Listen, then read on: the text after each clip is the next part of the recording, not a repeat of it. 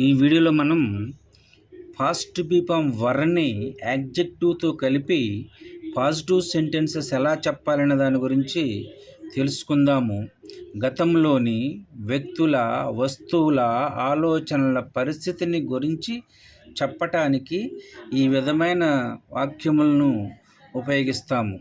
Formula ఎలా ఉంటుందంటే subject plus past be form were plus adjective. ఇక్కడ సబ్జెక్టు ప్రొనౌన్స్గా ఏమొస్తాయంటే you, we, they plus were.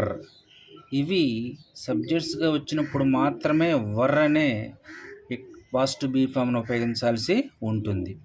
Plus adjective, దీన్ని తెలుగులో విశేషణం అంటాము.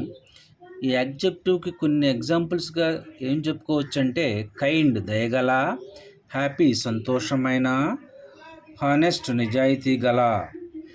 కొన్ని సెంటెన్సెస్ని మనం ఎగ్జాంపుల్స్గా ప్రాక్టీస్ చేద్దాము. యూ వర్ బ్యూటిఫుల్ ప్రీవియస్లీ, మీరు ఇంతకు ముందు అందంగా ఉండేవారు.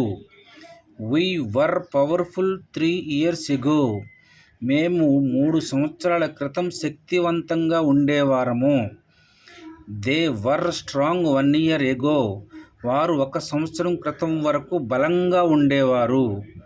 మరికొన్ని యాడ్జెక్టివ్స్ని తీసుకొని మరికొన్ని సెంటెన్సెస్ మీరు ప్రాక్టీస్ చేసినట్లయితే ఈ విధమైన వాక్యాలని ఈజీగా అర్థం చేసుకోగలుగుతారు.